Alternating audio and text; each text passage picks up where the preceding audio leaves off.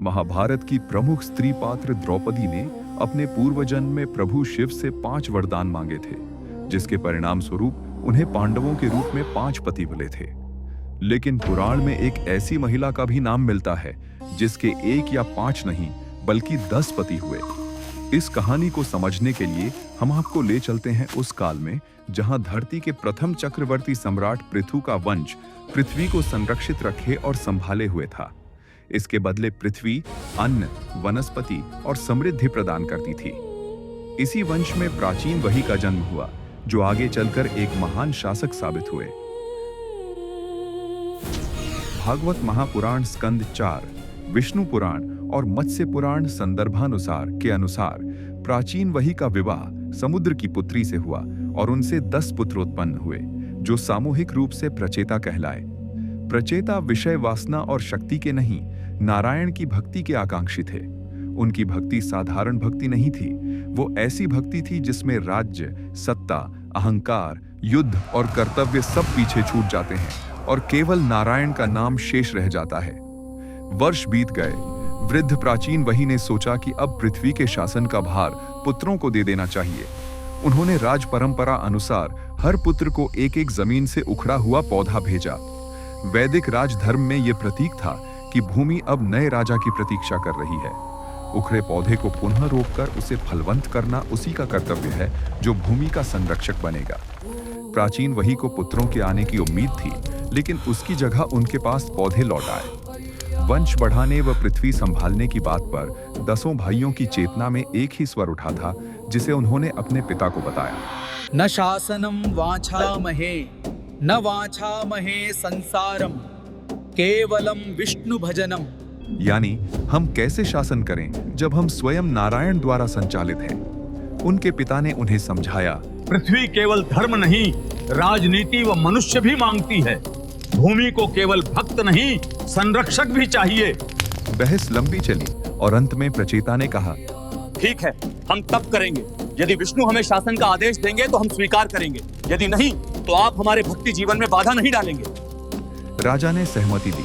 10 भाई समुद्र तट पर पहुंचे, गहरे जल में उतरे और समुद्र के तल पर बैठकर ध्यान मग्न हो गए। प्राचीन वही प्रतिदिन तट तक जाते, समुद्र को देखते और लौट आते। न कोई संकेत, न कोई संदेश, केवल रेत और लहरों का शोर।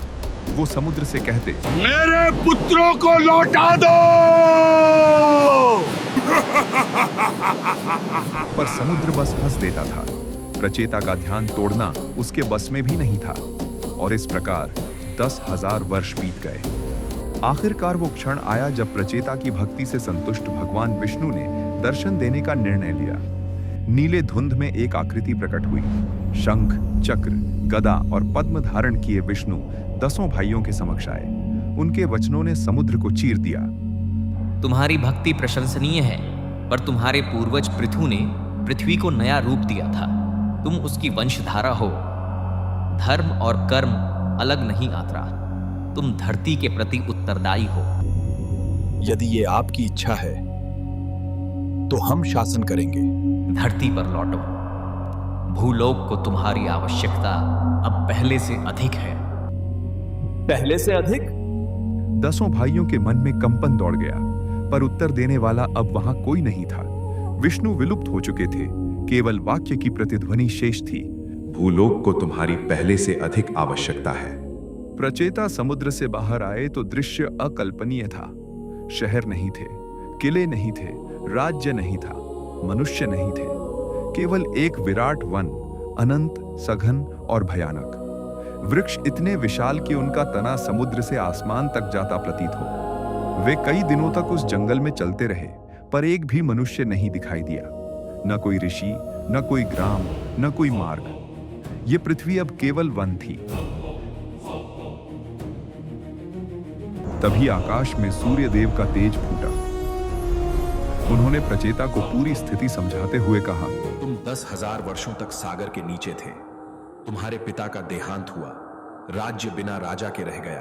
अव्यवस्था फैली, युद्ध हुए, महामारी फैल गई और मनुष्य समाप्त हो गए।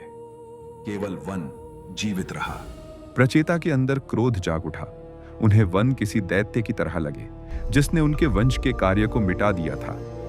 10 भाइयों ने एक दूसरे का हाथ पकड़ा और शक्तिशाली मंत्रों का उच्चारण शुरू कर दिया।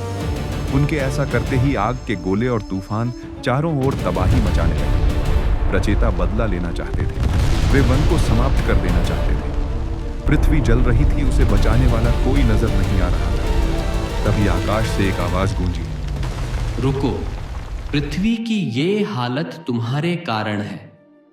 तुम 10,000 वर्षों तक समुद्र के अंदर रहे। ये वन भी तुम्हारी ही प्रजा की तरह है, जिनकी देख रेख करना तुम्हारा कर्तव्य है। मानव जाति मर चुकी है, वंश भला कैसे आगे बढ़ेगा? हमारे जाने के बाद कोई उत्तराधिकारी नहीं। ऐसे में इस वन को भी वंश की तरह समाप्त हो जाना चाहिए। मनुष्य वंश समाप्त नहीं हुआ है, एक जीवन शेष है। वन में पत्तों के बीच से सुरीले कर्ण फूल की ध्वनि की तरह पायल बजी। प्रचेता के समक्ष एक सुंदर स्त्री आकर खड़ी हुई। तुम कौन हो? मैं मारिशा हूँ, ऋषि कंडू और अप्सरा प्रमलोचा की पुत्री। मारिशा को वृक्षों ने पाला है। पेड़ उसका भोजन थे, फल उसका प्रसाद। पृथ्वी ने उसे छुपाया था क्योंकि वह मानव जाति को बचाने वाली कोख थी। मेरे पूर्व जन्म में मेरे पति अल्पायु थे। उनकी मृत्यु के बाद मैंने विष्णु की तपस्या की। तब से प्रसन्न होकर विष्णु प्रकट हुए। उनसे मैंने 2 वर मांगे। पहला, मेरे पुत्र ब्रह्मा के तुल्य हो। दूसरा, मुझे आने वाले 10 जन्मों में 10 स्वस्थ पति मिले। विष्णु ने प्रथम वर पूर्ण किया। दूसरे को बदला कि 10 जन्मों में नहीं, एक ही जन्म में तुम्हें 10 योग्य व स्वस्थ पति मिलेंगे। इस मिलन से पृथ्वी पर दक्ष का जन्म होगा। यह वही दक्ष हैं जिन्हें महादेव ने पुनर्जन्म का वचन दिया था। आखिरकार प्रचेता और मरीषा का विवाह हुआ और उनके मिलन से पुत्र के रूप में दक्ष का जन्म हुआ, जिनके माध्यम से नए प्राणी वर्गों और वंशों की उत्पत्ति हुई और पृथ्वी पर एक बार फिर मनुष्य वंशज फलने फूलने लगे।